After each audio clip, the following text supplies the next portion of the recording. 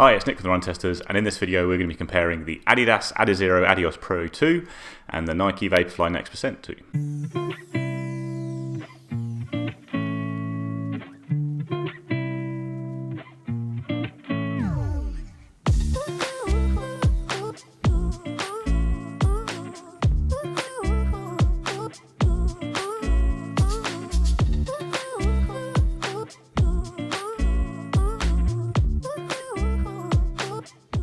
Comes to the design of the shoe, we'll start with the Adidas. So you've got the Cellar Mesh 2.0 upper. It's a very good kind of breathable, airy upper that does still create a nice tight lockdown fit. The midsole has a whole lot going on. You've got a little carbon plate at the heel there to create some stability that doesn't extend all the way through the shoe. It's just kind of to there-ish. And then you've got a layer of Lightstrike Pro foam, a full layer of that. Then 5 carbon-infused energy rods, which are kind of aligned with your metatarsals. They almost basically replicate the feel of a carbon plate, but Adidas has done it a little bit differently with those kind of rods. And then there's another layer of Lightstrike Pro foam, but this is a bit more kind of sculpted. There's a carving out here, and on the bottom you can see they've cut out a huge chunk of the Lightstrike Pro foam to basically reduce the weight a bit by removing some foam. And then kind of counter that, because obviously there might be a slight stability issue there. They've made the heel base a bit wider on the Adios Pro 2. And then on the outsole you've got a fairly thin layer of rubber there, but with some extra special continental rubber on the toe off, which is kind of harder, more durable, better grip where you need it most when you're kind of exploding out of each foot strike off your toe off. Now, the Nike, everyone kind of knows what's going on with the Vaporfly by now, I'd have thought, but yeah, you've got the big change to the Vaporfly 2 compared to the 1 was you've got this kind of knitted, open, firm upper as opposed to the kind of vapor weave material with that kind of crisp packety material on the original NEXT. Other than that, the shoe is kind of largely the same as the kind of all Vaporflies. You know, you've got Zoom X foam in the midsole, Nike's Pива-based foam. Not entirely sure what Adidas's Lightstrike Pro foam is made of yet. They won't kind of release the details on that, but everyone knows by now Zoom X is Piva. It's the kind of really good stuff. The foam that probably is the most important part of the kind of the Vaporfly success. And you've got a big chunky layer of that with a carbon plate in the middle to stabilise the foam and add a bit of propulsion. Then on the bottom, you've got 2 little strips of rubber. Lots of brands like those 2 little strips of rubber at the back there, and then a far more full covering on the forefoot when you need the grip as you're kind of driving through, I would say. And the grip on both shoes is pretty good in all conditions on the road, but yeah, do stay on the road. These are not shoes to take onto the trails. It comes to some of the key stats. Let's look at price then. So Adidas is £180 in the UK, $220 in the US, and €220, whereas the Vaporfly, it was launched in a few colours at £210, but it's quite annoying because now Nike charges £225 for their Vaporfly 2. So it's £225 or $250. So it is a fair bit more expensive than the Adios Pro. Both obviously have very high stacks that kind of go near the limit. The Adios Pro 2, the numbers I've got from Adidas are a 39.5mm stack at the heel and then a 31mm stack at the forefoot for a drop of 8mm, whereas the Nike has an 8mm drop. And the Nike's the lighter shoe, so this is, although these aren't the same size. So the UK 9 in the Vaporfly NEXT weighs 206 grams or 7.3 ounces, whereas this is a UK 10 in the Adios Pro 2, and that's 246 grams or 8.6 ounces. So Adidas lists the UK 8.5 of this shoe as 225 grams, for another kind of reference point there. Alright, I've got Kieran with me now, who's also running both shoes. And first we'll start with a quick word on the fit. These are actually true to size for me in both shoes. Is that the same for you, Kieran? Yeah, went true to size, UK 8.5, and I wouldn't go up or down. I would go true to size if I were choosing. Fair enough. So I had a little bit, I think you would as well, a little bit of heel rub in the Vaporfly 2 originally when we first started running in it. Since then, I've made sure to sort my laces out a bit better. I even actually heel lock it, which I don't normally do with shoes. I'm a bit lazy on that. And it's got rid of the heel rub entirely. Like, I've done half marathons and longer in this shoe and no longer have that issue. But yeah, it's one to have a little look out for when you do start running with the Vaporfly 2, I'd say.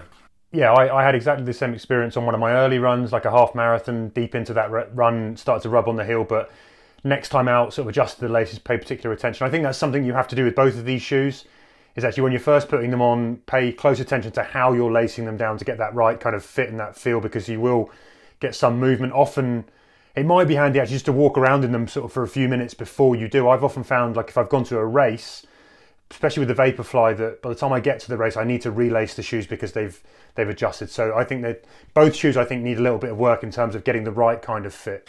And then on the Adios Pro 2, I actually did a lot of my running for the review in a size up, in a size 10. It was just the only one I could get hold of. I've now got my actual size, a size 9. I definitely would say stick with your true to size. I had too much room in the toe box in the 10. But actually, both the 10 and the 9 fit really well around the heel and the laces. And I quite like this Celamesh upper, and I think I like it as much as the first shoe, but I think you prefer the Celamesh on the first Adios Pro, right? Yeah, I mean, I've done that thing which I like to do, which is to put both shoes on at the same time and go and have a little run in them, or just kind of walk around in them as well. And actually, it's really interesting. When I first put the Adios Pro 2 on, I didn't really have any problems with the uppers. I think they need a little bit of adjustment, but they're comfortable enough. But when you put them next to the Adios Pro 1, for me personally, side by side and get that sensation, I think actually the Adios Pro 1 just hug the foot more comfortably. They're sort of, I don't know, I get less kind of tight spots than I do in the Adios Pro 2.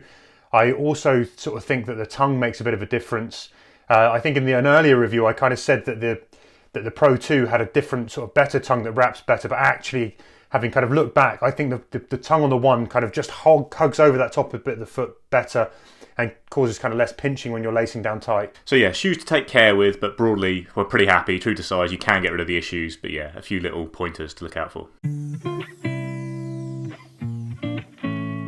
Okay, the all-important, the run test. Now, obviously, the Vaporfly and the Vaporfly 2 is a shoe that we've both done loads and loads of running and loads of racing in. I've got a couple of PBs in this exact shoe. I've done a 15-minute 5K, 70-minute half marathon, and I've used past versions for the marathon. It's just a great all-round racing shoe. It's a very reliable, anytime you want to go and smash a race, you can rely on the Vaporfly, I think it's fair to say.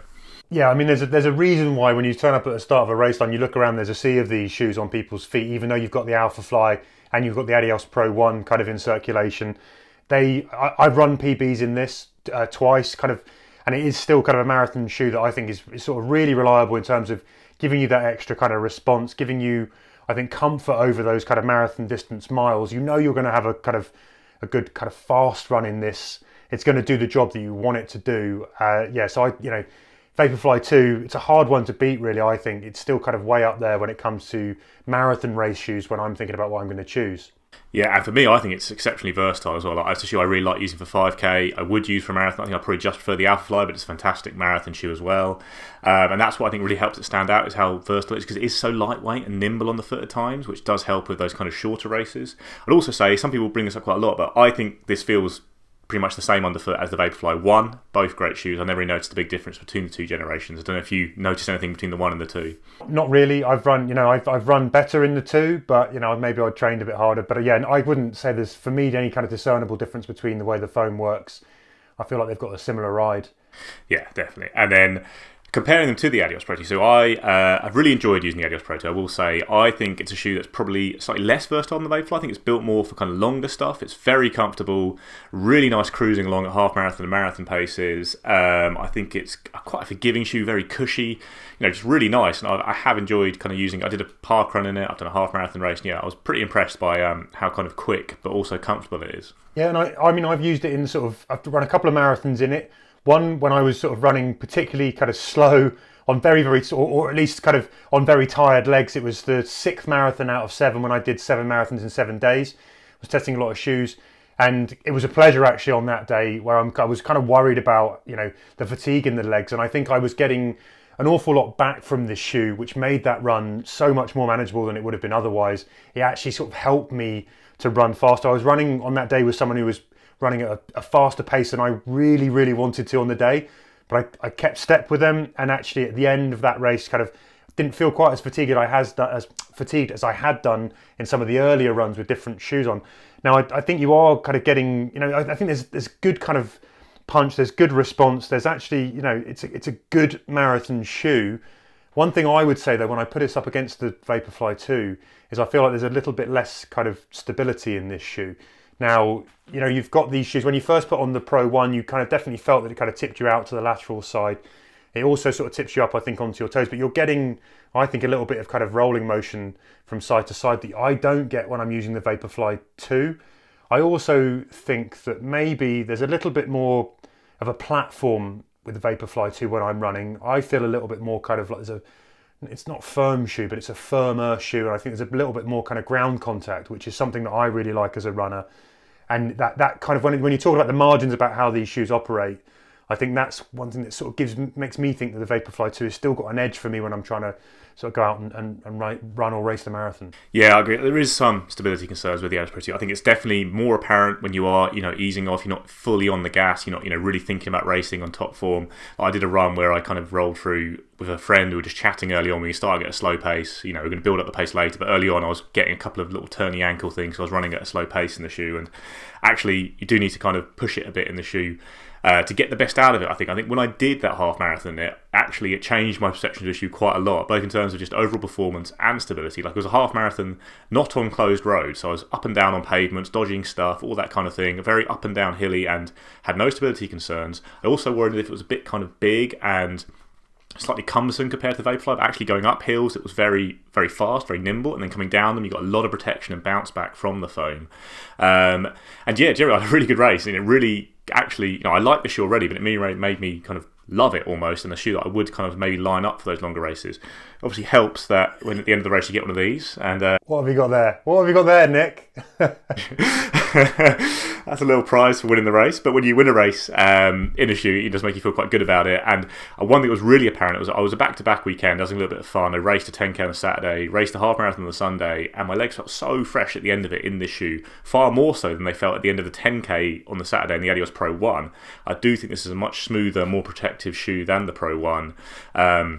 And actually, I think gives a little bit more kind of cushion protection, maybe even than the Vaporfly. But when it comes to raw pace, I do think the Vaporfly's got it. I think it's it's a squishy shoe, like we all know. But when you actually start running fast in it purposely, it does firm up a bit. And like you say, it gives you that full ground contact and firm feel, and everything just seems to feel right and directed forward and very purposeful. I'm not sure the Adios feels quite as purposeful, especially on shorter races, but it does feel very good for longer stuff. One of the things, and I think it's sort of interesting to talk about kind of paces where you're thinking about sort of, and I qualify this a little bit, but I feel like with the Adios Pro 2, you've got to be running not necessarily just at your fastest maybe, but with your best form.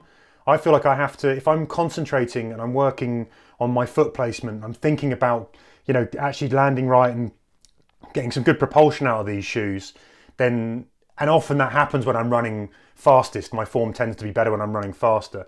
These shoes kind of kick into a different gear. So I think that's maybe somewhere where we're talking. But with the Vaporfly, I think you've got this kind of wider base at the bottom, often where kind of I'm sort of striking with my foot. And I think that just gives me that little bit of an extra platform to run off. So I think that's one thing is actually, people talk about, do you have to be running your out and out fastest? I think with this, if you're just running even in your best form but slow, and that may encourage you to go faster.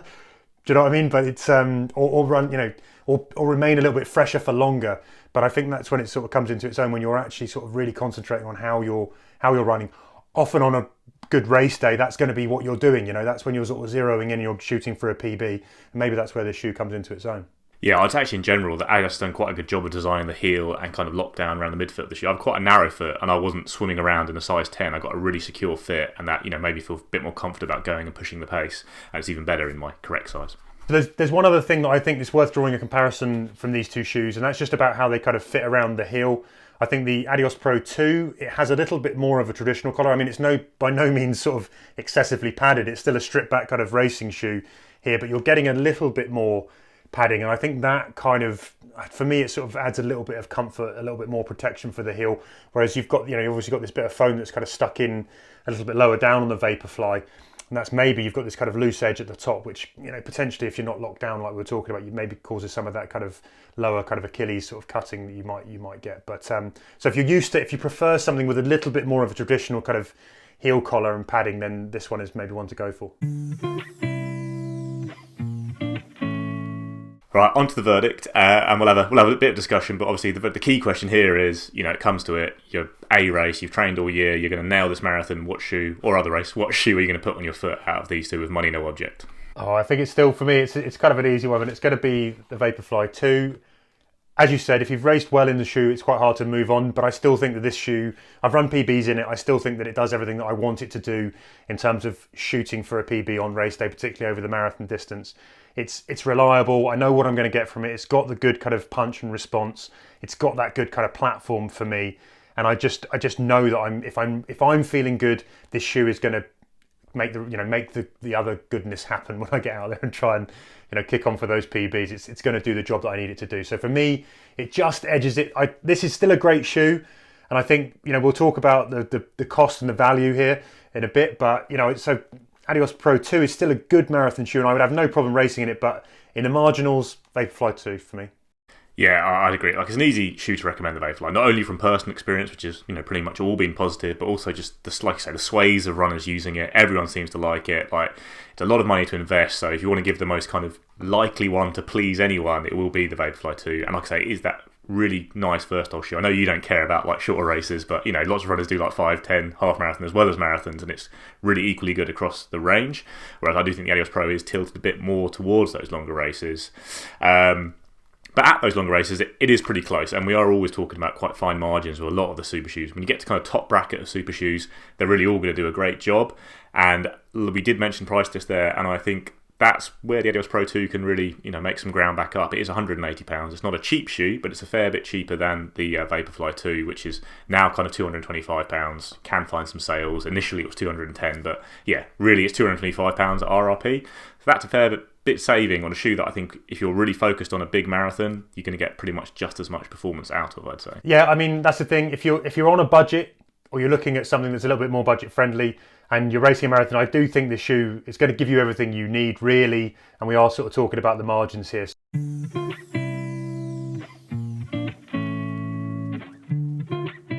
that's it, guys. That's our comparison of maybe two of the most popular carbon shoes on the market. What do you think? Are you a fan of either one of these shoes, or do you prefer something else entirely? Let us know in the comments below. Please like, subscribe, ring the little bell, and we'll see you next time.